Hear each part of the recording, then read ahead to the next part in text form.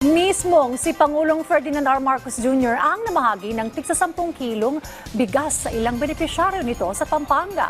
Samantala, pinangunahan din ng Pangulo ang pag-inspeksyon sa bagong bukas na Pampanga Provincial Hospital Clark. Ang detalye sa report ni Clazel Pardilla.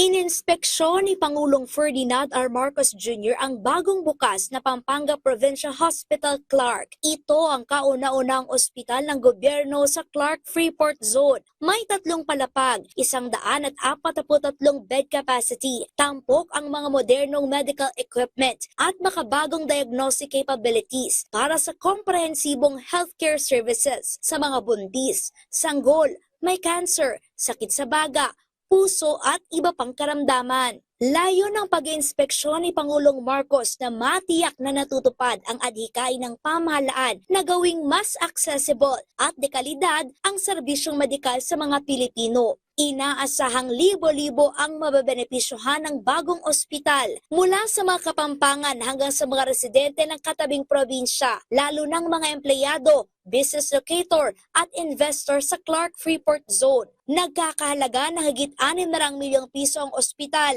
na pinondohan ng Provincial Government ng Pampanga, Health Department, PAGCOR at DCDA.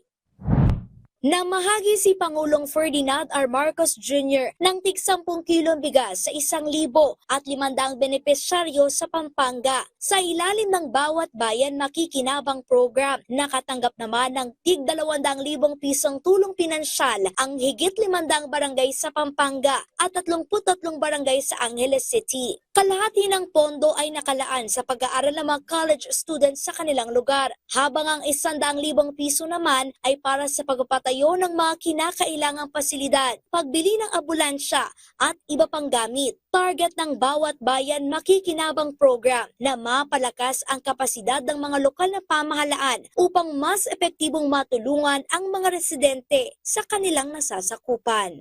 Clazel Pardilla para sa Pambansang TV sa Bagong Pilipinas.